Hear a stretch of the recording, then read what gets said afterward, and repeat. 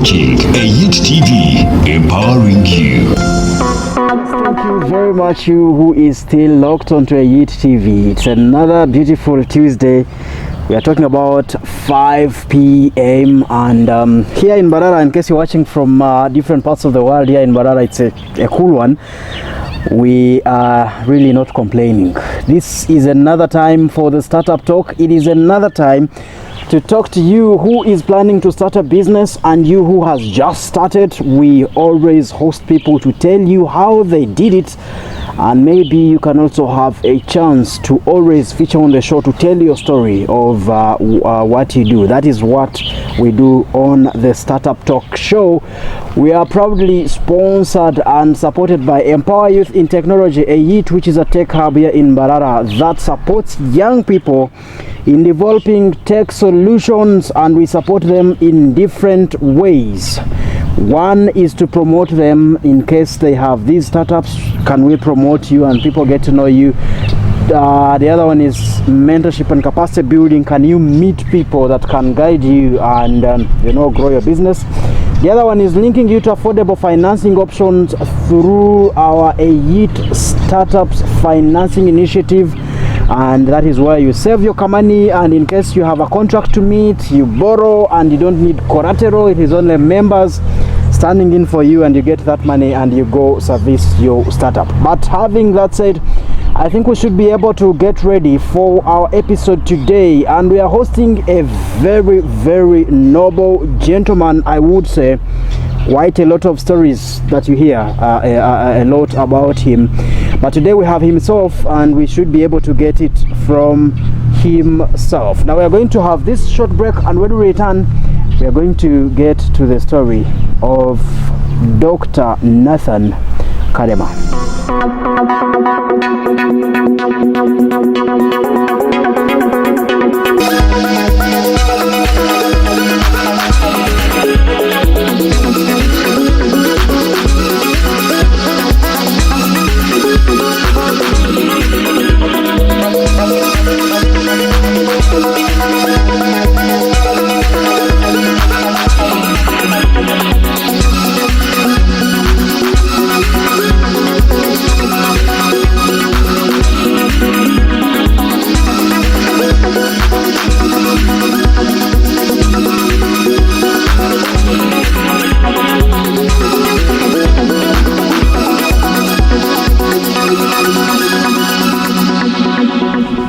Yes, the Startup Talk indeed. Sankara Biaruhanga. I am back this Tuesday again to get to you this wonderful show that I think might change your tomorrow, if not today. Today we are joined by, I would say, a hero to many. One would say father, husband, and all that is, attributed to an African man of his age. But to me, he's a successful entrepreneur who is leaving a success story behind, even after, a bumpy road. Now, what we know is that in his early childhood, he was a thief. He stole father's milk to study for 6 years without the father or parents getting to know that this gentleman is actually studying. And while that is not funny at all, this gentleman could later grow into another, I would avoid the word political, but another strong face of community, I would call them challenges. One would call him political prisoner for some several times, but later joining to build successful businesses, including the legendary Mbarara Community Hospital, and that is one of the biggest projects he put across. But as if that is not enough, as he nears the retirement, I would think perhaps he's already in retirement, but even nursing school is another big project that is coming from him. I'm talking about Dr. Nathan Karema. And please, I'm not saying Karema. It is Dr. Nathan Karema. You've always heard about him, and today we are having him on the show. You're welcome, Papa. Say hi to the viewer. Thank you. Hello, viewers. Yes. And thank you very much indeed for hosting me tonight. Yeah. Wow, and that is how we are going to be starting our show today. In case you have a colleague that you haven't forwarded this link to, please forward this link and we should be able to get to listen to this story. We are live on AIT TV YouTube, AIT TV Facebook. We are also live on Ankole Reality TV. Thank you very much, Andrew, for making that possible. You're welcome, Papa, and there is never a good way to start such a show before these people get to feel the way I feel about you, get to know more about you. I think a better way to start it is we start it with the thief side of you, the early childhood, because that's where your story gets to be interesting. Well, yes. I was a positive thief. Yes, I forgot to say that. I didn't steal in order to be a dangerous sort of person. Yes. But mine was a positive, sort of a positive thief. Yes. I was born to my mother, Evelyn, and father, Daudi Karema, in 1947, 3rd of March. I was born in Tungamo. By then it was called Wampara. But in 1950s we moved from there and came to Isinjiro. That's where I grew up. My father and mother never went to school. Just like most of them that time. Yes, at that time they didn't know what education was. But we lived in a place which was sort of remote, and there were not many schools. But opposite our home was a mountain. Yes. Called Shamanga. Now that's why I used to graze cattle. I would get our cattle, take them on top of the hill. And that would mean you'd be there for the whole day? Yes, the whole day. I would, join some other guys there and we go on this gogoro. Do you know gogoro? Yes. You just Yes, go yes, down yes, and up least. and so on the whole day. But there was a school down. I would see students playing, going in the class and so on. At times I would admire them. When they are coming back from school, I would meet some of them with books and ask them. And they tell me we've been to school. They show me in their exercise books, I see some drawings and I admire them. I said, how can I study? How can I study with these people? I also want to study. And I was a big boy by that time. I was about 10, 11. Not in school. So one day there was a man, headmaster of that school. He was called Noti, Erika Noti. So he met me as I was taking our cows down to drink water and said, "Hey young man, come here. Why don't you come to school? My dad doesn't want me to study. He wants me to look after the cows." No, can I go and talk to him? He said, no, don't talk to him. Yes, you'll cause problems. He'll kill me. Don't tell him I want to go to school. He said, okay. He said, but we can make a plan. Me, I can come. I take the cows to the hill, the mountain. Yes. When they are there, I run, I go to class. I read. I keep my eye on the cows. Yes. When they are going down, I get out of the class. I go and take them back, yes. to take the hill, and I come back. If you can allow me to study under that arrangement, yes, I can come. I cannot said, yes, you come. Oh, the next day, I took the cows very early to the mountain, Then, of course, I didn't have shoes. I was as I was, somebody who's looking after cows, Now I go to the school, I find there are students now, They must have they look at me, yes. say, who is this one now? This man, Eric Anoti, takes me in the classroom and says, this is my son. You allow him to sit there at the corner. You keep on through the window, keep looking at the cows. Monitoring the cows, yes. Monitoring the cows. When the cows are going down to you allow him to go and push them up to the mountain. The teachers all knew and then accepted me to start like that.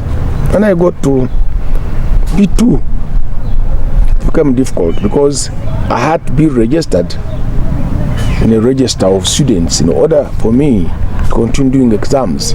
Yes. It was called primary leaving exams. So I had to be registered. If you are put in register, you must pay fees. You see? The other time you would just come in. Yes, I would come in and so on, but now I had to be registered. Yes. Now the issue of fees came in. They asked me for fees. I didn't have fees. I went and told my mother, I said, Mommy, I want to study. But now I don't have money. Now they're asking for 6 shillings. 6 shillings out of money. Where can I get the money? Say, well, I told you, you remain looking after cows. When you grow old, maybe, you never know, you get cows and get married and be a man like your father. I didn't like that life. I said, no, I must study. So what I did, because I was in charge of cows, I was in charge of milking. I would milk cows at 6 a.m. I take the milk home. My sister takes the milk to people who wanted to buy the milk. Right? Yes. Then I take the cows to the mountain. So what I did was, now, started thinking hard. I said, how can I do this now? I started stealing milk from my father. There were no like elder brothers? No, I'm the eldest. Okay. The other sister of mine was just a girl, and I was the eldest boy. Okay. So I would milk 6 bottles. I keep 1. I declare 5. This is the milk I have milked. There it is. I would say the cows tonight didn't give out of milk, so that's the milk that I got. My father would say, okay. I take 1 bottle, hide it somewhere on my way. As you go to school, you know. Yes. You're going to pick. So now I quickly, finish up the work and take my, I take the cows back to the hill. As I go, I pick my bottle. I take it to school. At school, there was a teacher. It was called Bekunda. Yes. Eliud Bekunda. Rest in peace. So I would give him the milk. At the end of the month, he would give me 6 shillings. I would pay the fees now with the money. Right from P1, my father didn't know that I was studying. That was, that's where the story gets to be interesting. But my mother knew. Okay. Right? My father didn't know I was studying right from P1 up to P6. P6 was the last class of that time? Yes, it was the highest class, primary. According to the education curriculum, it was the highest. For today, I think one would say from primary to P7. Yes, P7. Yes. Me, I did P6, I did J1, I did J2, and then I went to senior. At that time, I was among those who did the last senior J2. I was among the people who did J2. Well, we are about to get to J. Now. Yes. So I kept on, stealing milk in that way, and my father not knowing, until I finished P6. So time came now for exam. Exams now, the inspectors or invigilators come from Kamukuzi, at the headquarters of the education. Yes. They don't know the story that I'm a student who is a herdsman, yes, at the same time a student. Now, when I go into exam, where the cows go to the gardens of people, so on, I cannot leave exam and go out as I used to be to do is what I mean. Yes, now this was dangerous for me. So I go an exam, started with mathematics, take the cows up. I sat in my place at the corner, I kept looking up, writing my exams, cows went down. And you're looking at them? I was looking at the cows. And all of them, we had about 18. All of them went down to the gardens of people. I said, now what do? I cannot leave this exam. At that time, these exams were also regulated by UNEB. Yes.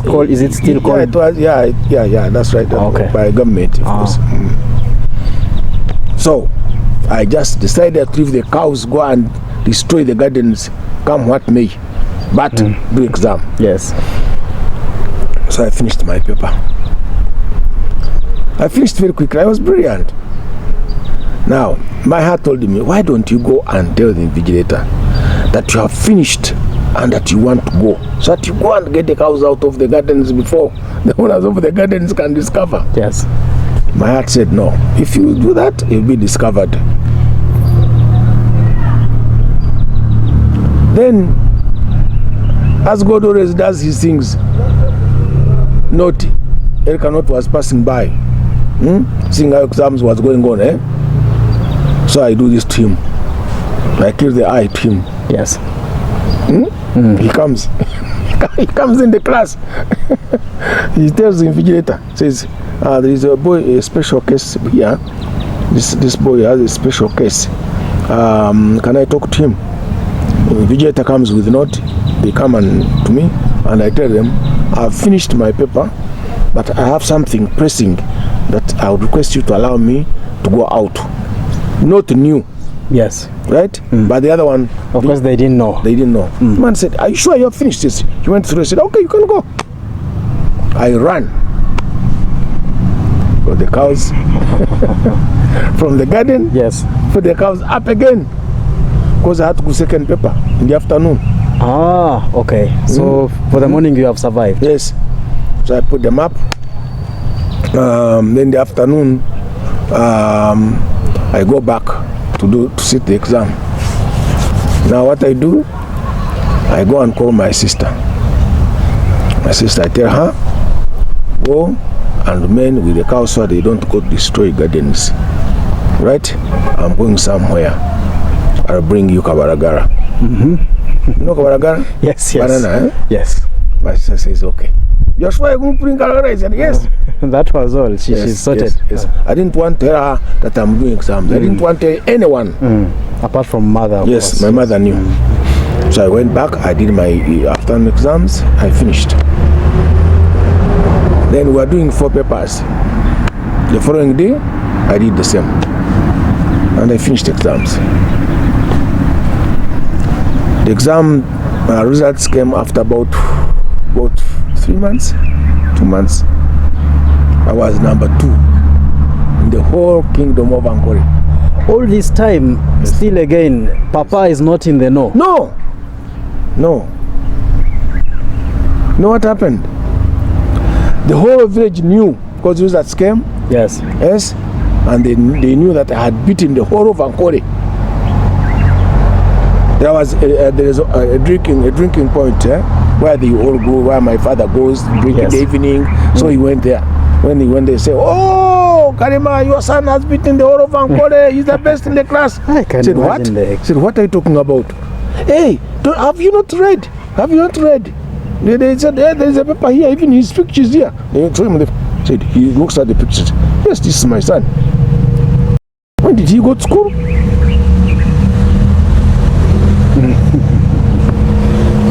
I can imagine what he was going through at that time. So now, yes, they bought him beers, congratulating him. Yes, he was the hero of the day. Yes.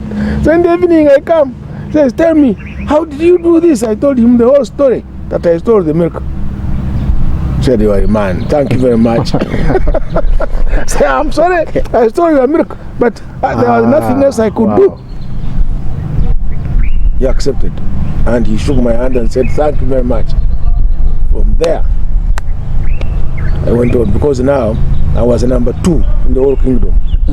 So Ankole Kingdom gave me bursary. Study for free. Yes. Yes. That was within the kingdom itself, or you would have to move? Yes, in Kwale Kingdom. So I went to Gayaza, Isinyiro. There's a school called Gayaza, and there was Junior 1. Junior 1. Junior 1 is now what we refer to. Now it was Junior 1. Now primary section was up to senior to P6. Yes. Then you get Junior 1 and Junior 2. From there, then you would go to senior secondary. There was junior and senior. Okay. So I got Junior 1, Kabingo, Sinjiro. I do my Junior 1 and then Junior 2. In Junior 2, they abolish the Junior 2 business, and then they say primary 6 will be now also is abolished. We are now going for P7.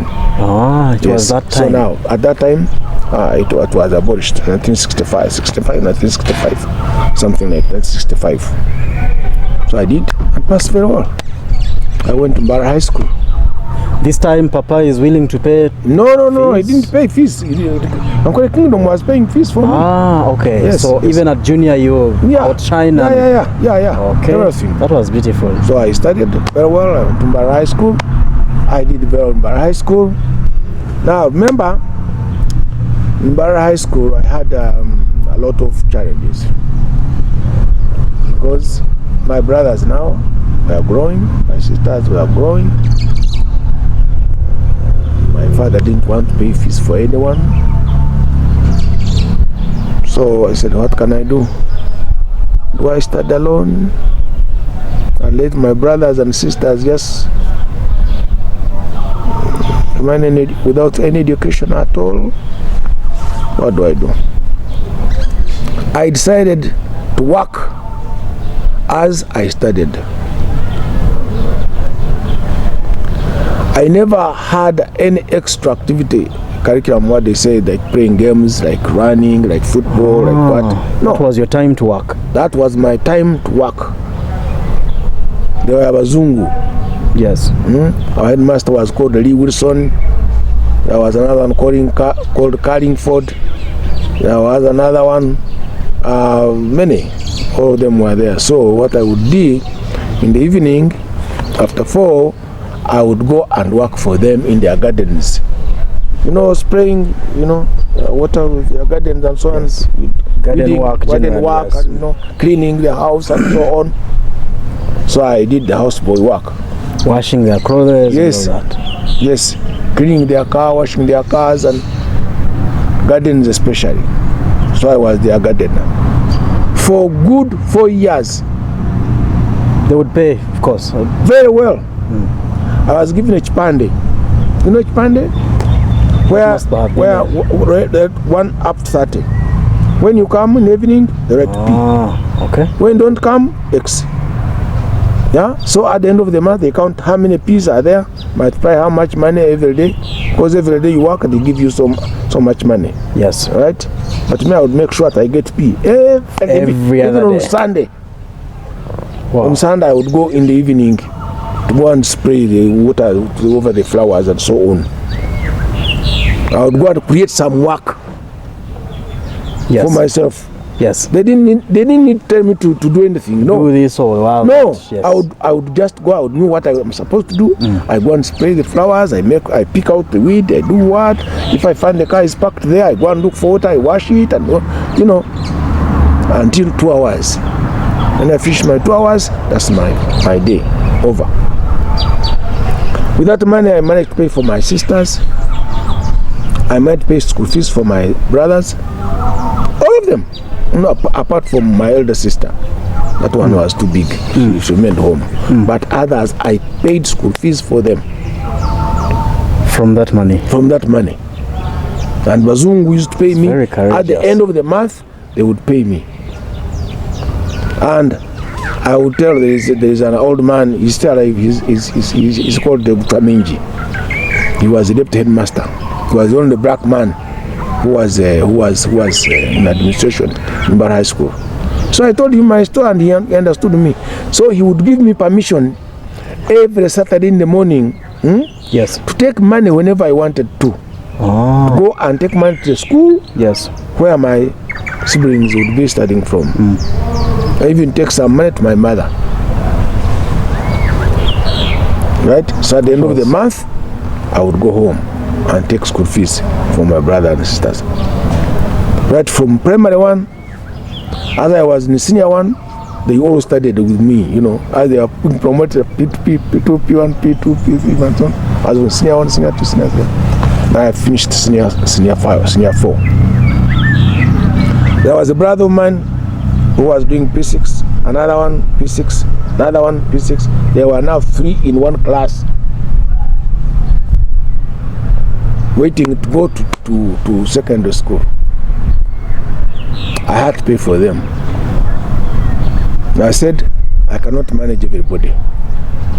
I better take on these 3, and these others, God will take care of them. I picked up later on, but I had to concentrate on this. I was faced with 2 challenges. I passed very well. I was invited in Budo, I was invited in Mutore, I was invited where else? That is for 5 and 6? Yes. I couldn't go. What happened? I mean, why? Why? Because now I had lost bursary, because my bursary had to end with senior 4. Yes. Of Ankole Kingdom. You're right. Yes. 2, I had to make sure that I educate my brothers, 2 of them and 2 sisters. I had to educate them, so I decided not to go to HSC. I decided not to go to HSC. I said, what I have learned is enough. Let me help these ones also to come up and also at least finish senior 4.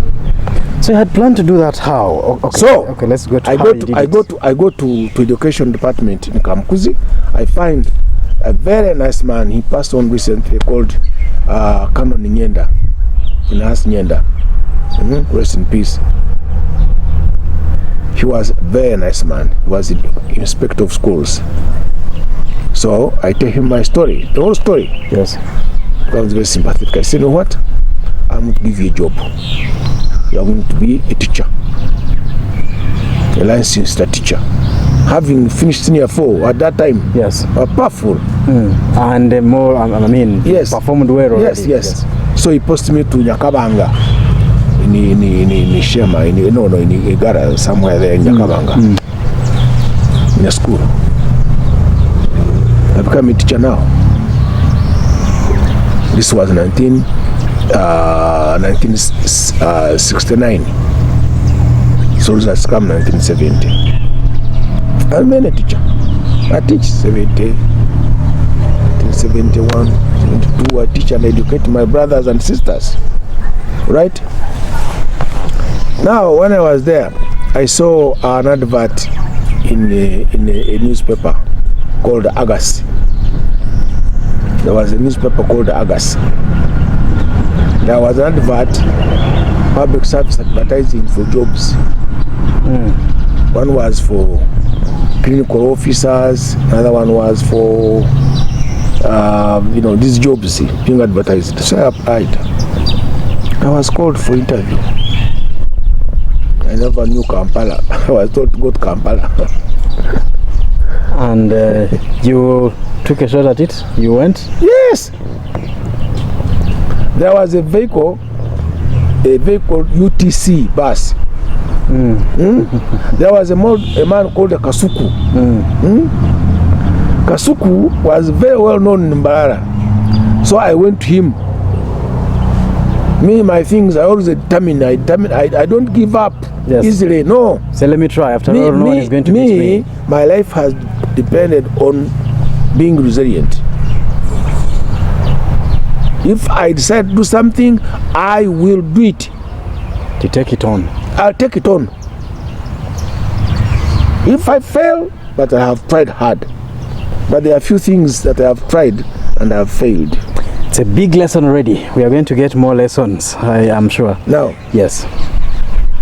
I tell Kasuku, I have not been to Kampala. I've been invited for interview. I want you to take me to Kampala. Sir, my son, Jangu, just sit here, I'll take you to Kampala. Give me a seat in the vehicle, in a bus. I never traveled in a bus. Kasuku didn't want money for that? No, I paid him. You paid? Yes, okay. I paid Kasuku for money. He took me. So when he got me to Kampala, I said, now, this is Kampala. Now, where do I go? Right? Now, Kasuku helps me. So where do you want to go? I said, I tell him, this is this address. Says he called some taxman. Say, take this young man, take him this place. You pay him? He said, yes. I had my money. I was a teacher, remember? Yes. I had my money here. Yes. So I paid him. He took me to public service. I report. I was smart. They appoint me clerk officer. Post me to Masaka. Give me probation of 2 years. I did only 1 year. I was promoted. 1 year. And you're promoted? Yes. Because I said I must work so hard. Because I was told, you not be promoted, you must do very well, you must achieve, you must get good reports. So I said, I'll do it. And I make sure I finish my probation before 2 years. 1 year. My boss said, no, you are fit to be promoted. Because I will do his job.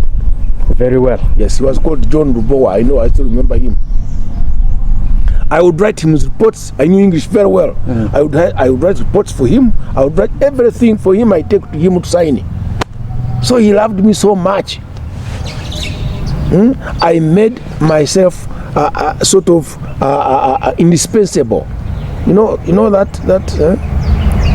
somebody who you cannot do without. So Rubowa could not do a lot of work without me. So there was no alternative but to promote me earlier. So he was promoted. Another year I was promoted. Then went through all those. Yes, went through all those. Then high executive officer, and I was in charge of the whole region. Then took over. We remained there. He ruled us, and we remained there. Civil servants down, quiet. 1979 came when he was overthrown. 79. Is it 1970 when he was overthrown? 1971. We're talking about when overthrew Bote. That must have been 71. 71, yes. He overthrew Bote, and then in 1979 he was also overthrown. Yes. Isn't it? True. And he was overthrown. I joined FRONASA now. FRONASA is now the fighting force which was coming from Tanzania. Yes. Right? Yes. Okay. Yes. The one that was meant to topple Amin again. Yes. So I joined, I met them in Kabingo at the border of Tanzania, and as you come towards the... Museveni was in that too? Yes. So I came here in Mbarara, captured Mbarara. But before we maybe run, you're here, you've been working. So when he's toppled, things changed. Like all civil servants had to be messed up. What caused you to go to the bush? No. We decided. I decided to go and fight and bring peace. Yes. Okay. Wow. You know what Amin was doing? Terrible. But we were quiet. Yes. But if you have a chance, opportunity of getting out and fight, you would fight. So I was among those people who were annoyed. Yes. So you chose. So I chose. I went. Okay. So I met guys there. I met people, made friendship, and we came fighting. We captured Mbarara. When we went to Mbarara, Museveni said, "Now, Karema, stay here. Tumwine, this General Tumwine, yes, stay here." Me, I was in charge of commerce to make sure that now businesses take root again. That is when now Museveni has taken over the region. Yes, here, Mbarara. Okay. Others now advanced. Our soldiers advanced. Okay. So me, I remained behind. Yes. With Tumwine, with another person called Pipino. I don't know where he is now. I've not heard about him for some time. Pipino remained behind. Tumwine remained behind. Me. There is another officer. I also remained behind. We remained behind to control Mbarara. Others advanced capturing areas and so on. Now time came when the war, I think, was over. So they called people to reorganize themselves, all those who are soldiers, to come and be in Mubende. Now, Doctor, I know you may not be comfortable, but were you part of the group that captured Western? Yes, Mbarara here. Yes, but I never continued to fight. Oh, okay. Yes. So do you mind a few insights of the bush life? Well, it was I was not in the bush for a long time. I joined at the border of Tanzania and Uganda, and we advanced. Mutukula. Yes. And we advanced. Right? It was so direct. Yes, direct. And didn't face just a few days we were in Mbarara. Okay. So they didn't experience too much of resistance, suffering of like these people who were in Wales for 5 years who suffered quite a lot. Okay. So the war is over. Yes, we go to Mubende, and Museveni was the Minister of Defense this time, and there was Oito Joke and other senior officers. So Museveni said, those who want to continue in the army, decide. Those who want to go back to civilian life, because we are too many, we couldn't continue in the army. Those who want to go in civilian life, here. So you chose which I chose to go back to civilian life. That I would think now Tumwine chose the other side. Yes. Tumwine, of course, went to the army and so on and so on. By now I also be a general, I think. Yeah. One would say you're the civilian general. Yes. Yes. That is good. So I chose to go back to the civilian life. And we were allowed all to go back to our original jobs. Right? Now, when we went back to our jobs, time for elections were now on the way coming.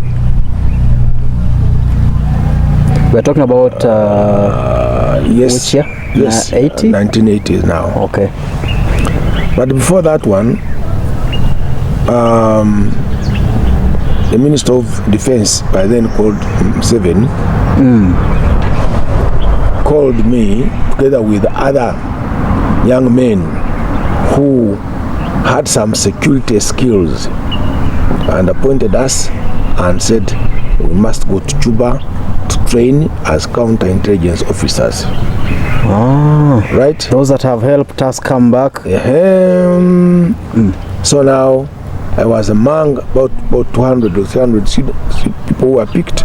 Some of them are like Fred Mwesije, this member owner of Fred Mwesije. Yes. He have been appointed ambassador now.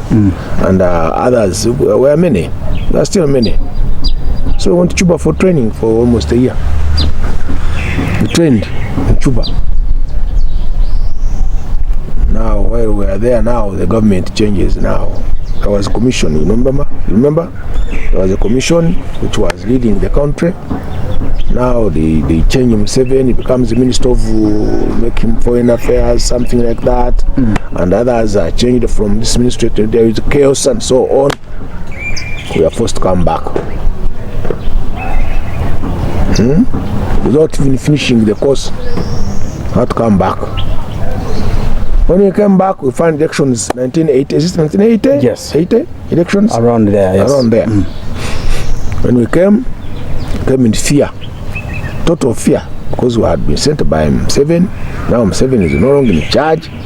There are other people now in charge, Mwanga and so on. These big men like Rakasis and so on. So we are worried that we are going to be arrested because we were sent by Museveni. Now Benaisa is in power. Right? At this time, I think Museveni is against UPC. You see? Now, when we came, we found UPM had taken shape. UPC was on. DP taken shape. And other small political parties. Now we had to look for where to go. So what I did was, first of all, take cover. First study the situation. Where do I go? I was sent to Cuba by who? Museveni. Do I Who go was to, at that time UPC? yes. Do I go to Museveni now? Me, my family, my father, mother, and myself, we had been UPC. All through the All entire through. life, yes. UPC proper.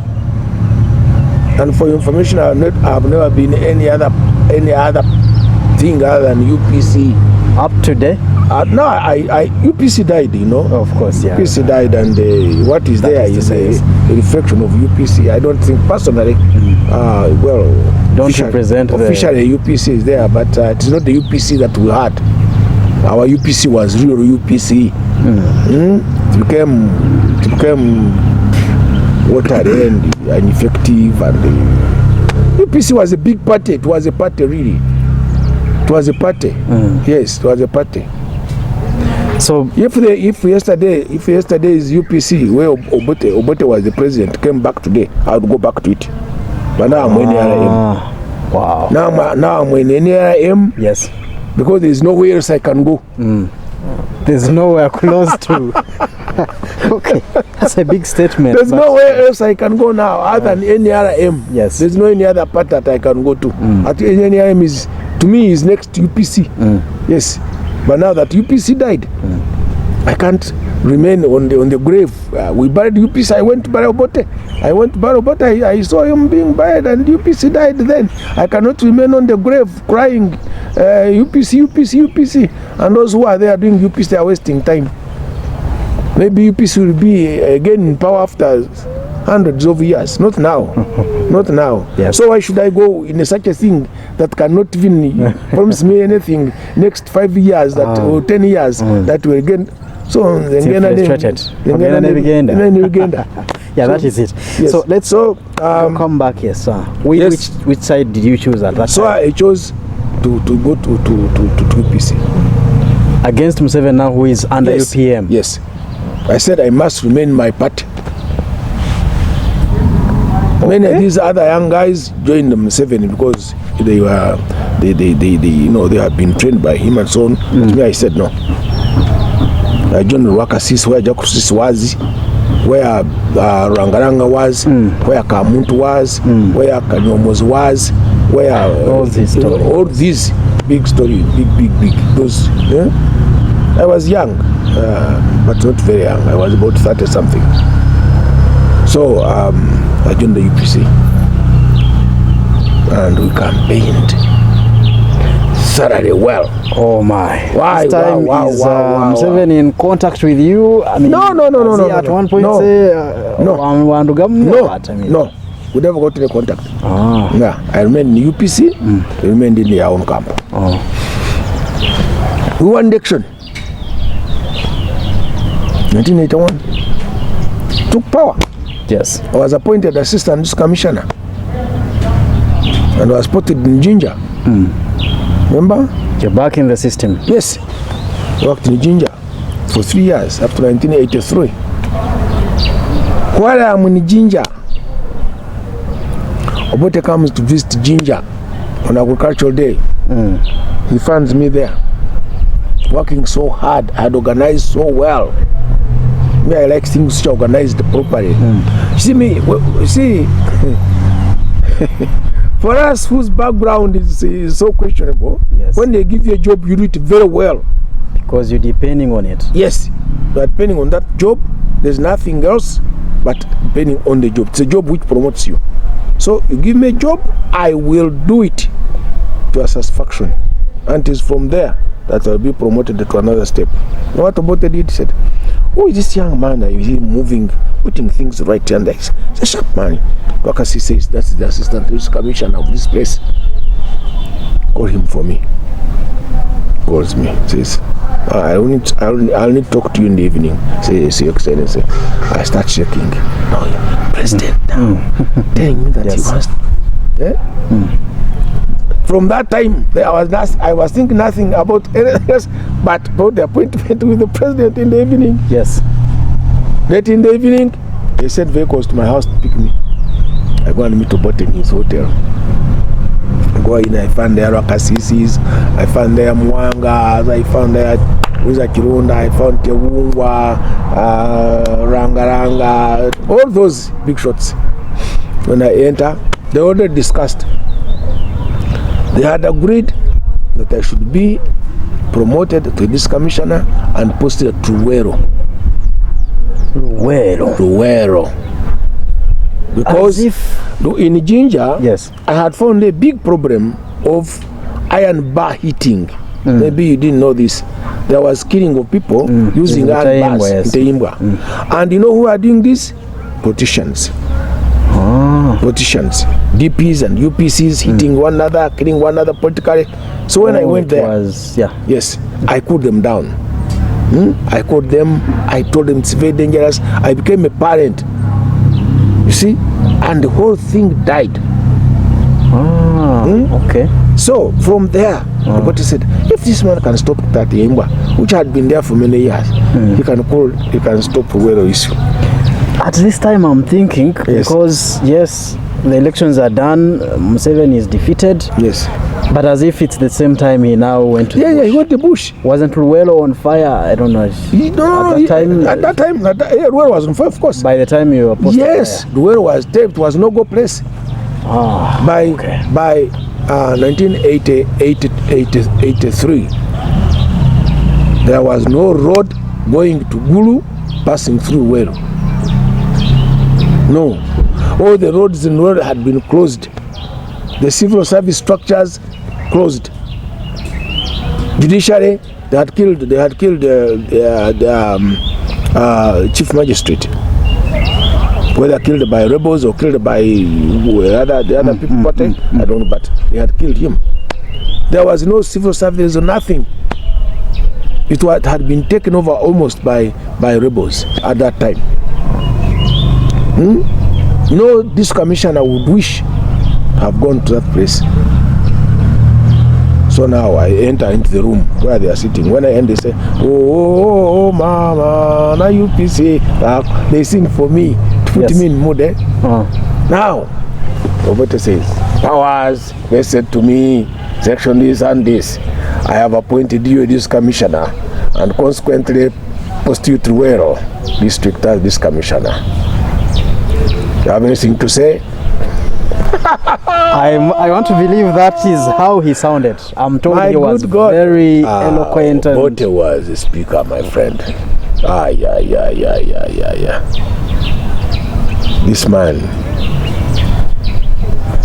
This man was the man.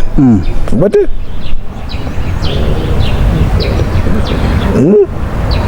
Obote was very kind person. Obote was a kind person. I know a lot about it. Maybe for another time I'll tell you. If it was not for Obote, the rebels at that time, led by Museveni, wouldn't have survived. If Obote, this is an area I don't want to go into. I understand, though. We have if it was not for Obote, they would have killed them all.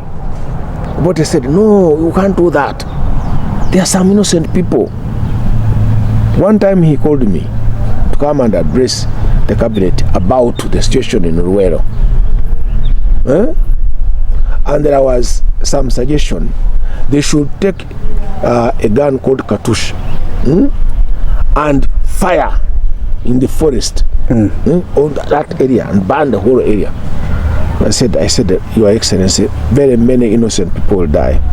Obote cried, said, no, we cannot kill people. We have our people there. If you use this gun, it will kill rebels, fine, but the people also will die. I saw Obote cry. He was a very kind man. Obote was killed by his lieutenants, people who were with him and so on, you know, the soldiers, these people, other people who didn't advise him well and so on. But him as a person, Obote was a very kind person. He was very brilliant. He was a very good leader. Right? So, I fear. When they tell me I go to Ruwero, they said, do you have anything to say? Rakasi says, you remember? The word of the president is final. Because Lucas Yes. is telling me, Yes. look at him like this. There was no chance of You know saying, what I said? let me think about this. Your Excellency, I will go. Oh. The singing now goes up. Oh, you piece of the people. Then what could I do? Shaking. Just sat down, he gave me a beer. Well, I couldn't. I was fearing all the time. I knew what was going on. I was receiving reports of what's going on in Ruero. I knew the problems. So the following day, I go to Kampala to see whether I could change Lucas's mind so that they don't post me there. When I arrive, Lucas says, your appointment letter is here. First thing? Yes. Say, but now what you do, go home and rest for about a week, and then you come and report. That's what I did. The week I came, gave me vehicles, bought 3 vehicles, soldiers, and I went to Ruero. So you're here now to fight your former man. Yes, yes. I found that Ruero was wow, in pieces. Let me tell you something. UPC was not very popular in Ruero, but UPC had won in Ruero. That's a big statement. Don't ask me to substantiate that statement, but that's what happened, all right? Now, UPC people had to work so hard that they are at the top of the majority of the DPs. So there was conflict. So people would fight all the time. People would think that they are rebels. The UPC would say these people are rebels when they are not rebels. When they're running to justify DP. the reasons as to why they should be arrested. You see? So the people ran to the bush. They joined Museveni because they were fearing to be arrested. You see? That's why Museveni got popularity. That's why people followed him. They followed him because they were being persecuted, one way or another by members of my party. So what I did when I went there, I put most of these things to rest. I arrested some UPC people, leaders. I arrested this, I arrested this. Then people said, yes. We now have a man. They gave me a name called Musa. You know the biblical Musa? Yes, who liberated. Who liberated. Yes. Now I arrested people, UPCs. And I got support from from Rwakasisi, support from President Obote, support from Kirunda, and some little support from Wanga. Right? To make sure that I do all I could to bring peace. People started coming back. Those who had run away. Some senators started coming in. You see? The tormentors have been arrested. Yes. But now that story, I wish to leave it at that, and maybe we go to some other dump some, and then there's a lot of security issues in the future we shall maybe continue from there. Now 1985, NRA overruns Ruero. 85 toward the end of 85. Meanwhile, Museveni knew the guy, my tormentor, is the one in office. Yes. Here. At night. No, before I had been ambushed many times. I had pushed 7 times. I have been ambushed 7 times. One time I was hospitalized for a month in Kampala by ambushes. But I survived. And you would still survive. And every time I would go back. I would go back and fight on. I'm a person who doesn't give up very easily. I don't. You would survive tactically, or 7 times. Would... One time I had a vehicle and I had escort vehicle and lead vehicle and my vehicle 3. The rebels made ambush and with RPGs destroyed all vehicles, 3 of them. Right? And you were in one of them? I was in one of them, the Benz. I hit the glass. I jumped through, right? Yes. And I fell in the bush. I crawled into the water. I remained there for the whole evening and night. Till morning. Till morning. Everybody died there. Me and my driver survived narrowly. I lost a rib. They fired at me. That was one incident. There are many like that. Oh. The next morning, people came to see that they knew that I had died. Everybody knew I had died. Only to find me hiding where? In the water in the papayas. They just pulled me out and took me to Kampala for treatment. Right? Now, just lastly, they come at 3 a.m. in the morning. They surround the hotel. Now, this was the time when there was peace talks.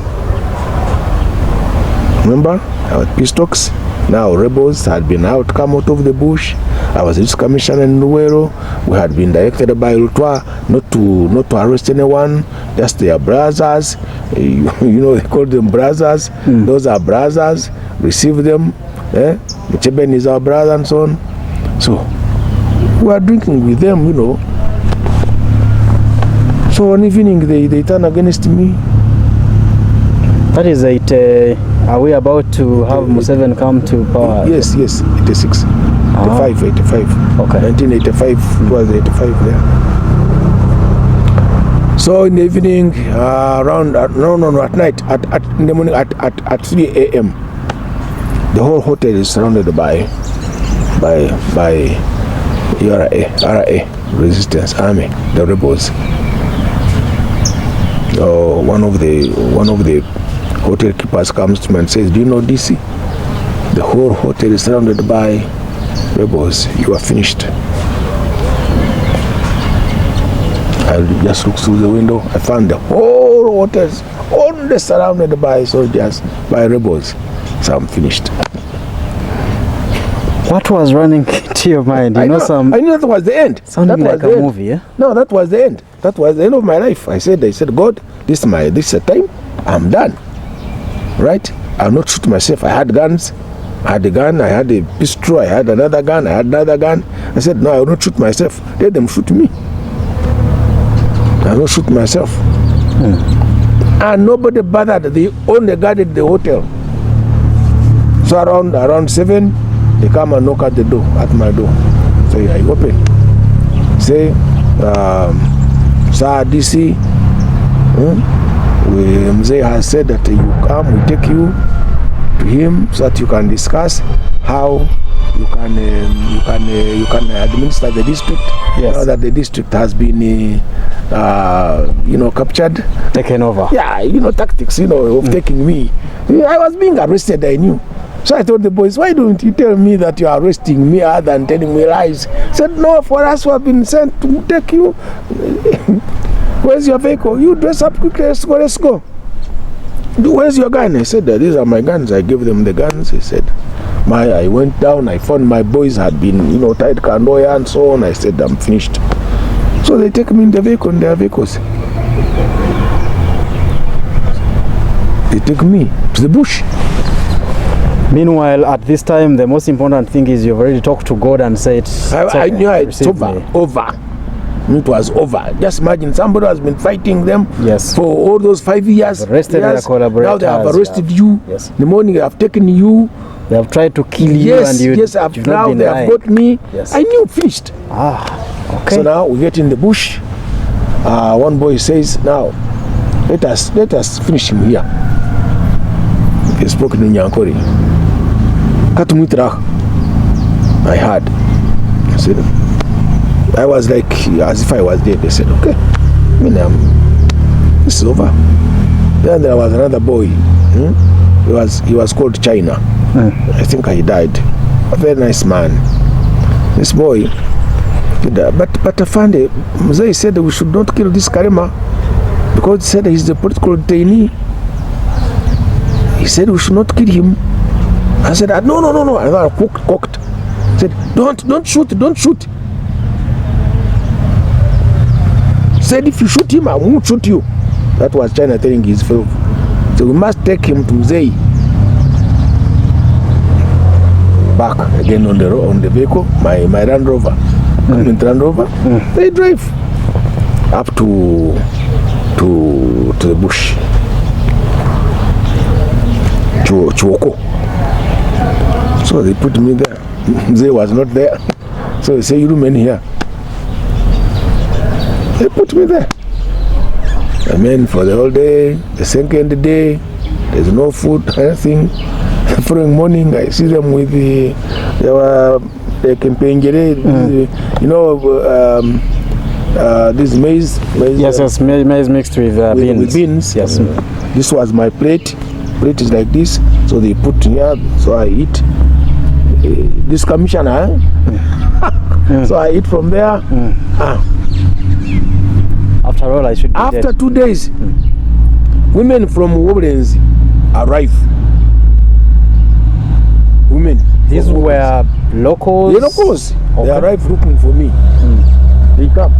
They find me under the tree being guarded. We have come to see our district commissioner. We want our district commissioner. How many were they? Many. Also... About 30. Ah, okay. And they say, if it was not for Musa, we would have died. He saved us. Now you want to kill him? Mind you, some of these women, their children are commanders in the bush already. Yes. Okay. Already they come. So I was wondering how their children, the rebels say, allowed them. The other one is mommy, hey, mommy, what is it? Say no, this is our Musa. Oh, okay. You see? So I survived the death. I was in the bush for about a month. You finally met Museveni there? No. Then they take me to another camp where I met another madman. I want to mention his name. He was drunk. He beat me up thoroughly.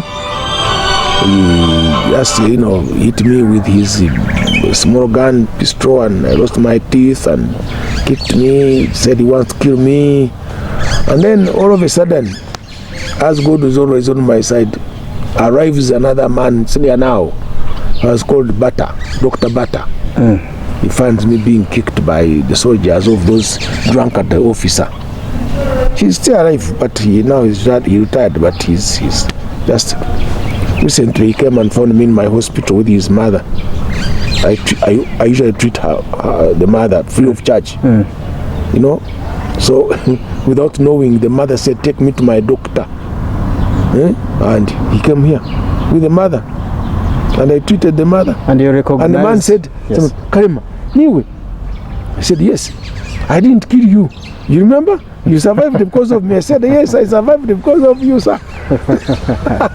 Okay. Yes. So now, they tell me, they take me to another place, to Mubuku now. They take me to Mubuku. Mubuku was a collection center of prisoners. All prisoners were collected from different areas, taken to Mubuku prison. Mubuku prison was there, and it was hell. There was no food, there was no medicine, and it was really bad. Very many people died because of lack of medication.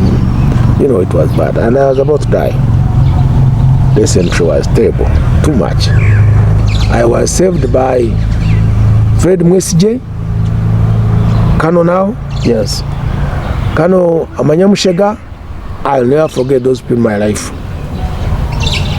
They came to see me. Very many senior officers, these Nyefuzas, they would come to see me in the prison, see whether Karema is alive or dead. Let me see that man.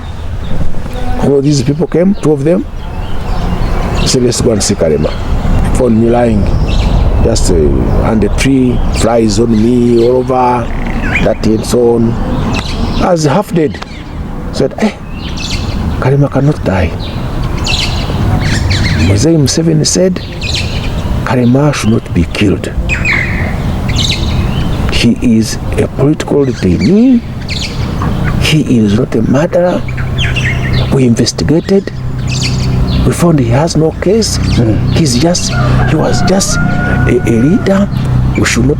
So let us make sure this man doesn't die. If this man dies here, Museveni will finish us.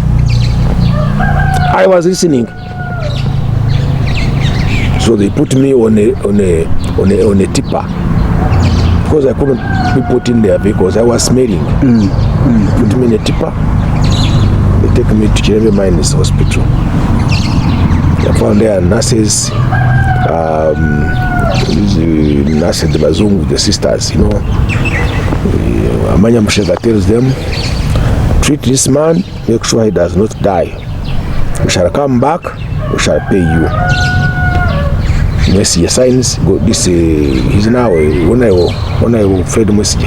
He signs, says, we shall pay for him everything. Make sure that if there are 5 soldiers, they tell me, if you try to run, they will kill you. It was the first time I had hot water. In about a year, I bathed. They put in water in me, they did treatment, gave me food, hot food, and so on, those in the hospital. In about 3 weeks, I was Karema. I was fine, but I didn't want to leave the hospital because life was better there. Much better. So they take me back to where? To Mubuku. To find there was nobody in Mubuku. Everybody had been, told to go home. The war was over, everything was over, so they released everybody. So I was told I should go, be taken to Kampala to be released also, because I didn't have a case. So I'm taken to Kampala. Honorable Jim Mwezi was the Director General of ISO. Is it ISO? Yeah. Of ISO, yes. Security Organization. He was. So they take me to him. That is around which year? 86. Oh, okay. 86. Very early 86. So I go in and I'm in his office. Jim is a very diplomat. He talks to me very well. Give me a cup of tea and so on. He say, they will release you. I wait to be released. In the evening, they take me to a certain house, which I didn't know. They put me there. I was there for a month. In the house of somebody whom I don't want to mention. Yes. I was there. Kept me there in the kitchen. I was getting food from the kitchen. Soldiers guarding me. After a month, at night, one of the senior officers who is still in the army comes and says, we want to release you tonight. It was around 8 p.m. We are going to release you. Say, okay. Get into their vehicle. They drive Guzira. Get to Guzira. I had never been to Guzira. I say, Guzira, prison. Say, you are going to release me from Guzira? Say, yes, you be here. Since it is night, tomorrow we shall come to release you. You don't have a case. The OC opened, Opolot was the OC. They put me in, he goes aside, I think telling him, but I think that I'm dangerous, they should keep me. So they take me inside the prison in there. They didn't take me to the side of the normal prisoners. No. They put me to soldiers where soldiers are kept. There were soldiers also, those who make mistakes also, and they are put in Uzira. Yes. So I was put in prisoners. I was there. I was given a number as a lodger. No case. I will not be taken to court. I remain there for a whole year. I was in Uzira as a lodger. Oh God! Now, one time, Salim Saleh came. He came to release the soldiers to go and fight Lakwena. Remember that incident? Yes. He was in Jinja now, so he wanted all soldiers now to go and fight. He says, Karema, what are you doing here? The decision was taken high command that you should go home. You don't have a case. What are you doing here? long time ago. We were on parade. The Rokasi says, everybody was there, Muhanga, they all laughed. Say, Karema, you go. I say, go. Tomorrow morning, the OC says, you have to get in writing for him to get out. The following day, no writing, nothing. I remember for another month. So what I did, a friend of mine was called Asubo. Asubo was a member of parliament in the north from Marua. He got me a solicitor, a lawyer, Jugu. I still remember him. So he applied for habeas corpus. No habeas corpus. No. They produce him in court alive or dead. Right? So they took me to court from Zira on that instructions of the court, of the High Court. So they took me to High Court. To arrive, a letter is read from the state saying Karema has no case. Release him. Justice Odul, at that time I think he died, says a man is in prison, is kept in Luzira for all these years, and you just say go away, no case, all this time. Anyway, costs, they give me costs, so on. I have never claimed the costs. I just wanted to go home. You said, okay, that is enough for now. Imagine somebody who had never been in public for over almost a year and a half, 2 years. Now I'm told to go. I am dressed sharply. Yes. I'm in slippers. I am wearing Red Cross clothes. Now I've been told to go. After a year or so. Yes. Quite painful, and I'm telling you, we are getting along with other, sides of this story. What would we say if this gentleman does not live for us such a story? And based on true facts, you're not watching a movie. This is a gentleman that actually went through all that you're hearing. We are just going to take a short break. When we return, we have a little bit more stories. Was that the last time he gets to be imprisoned? Anyway, after that, what happened? And also, the side of this show, remember, is entrepreneurship. We want to empower you. How does he now again come back to civilian life and become an investor, employ people, and up to today, we are looking up to him. Let's do this, and when we return, we get more of that.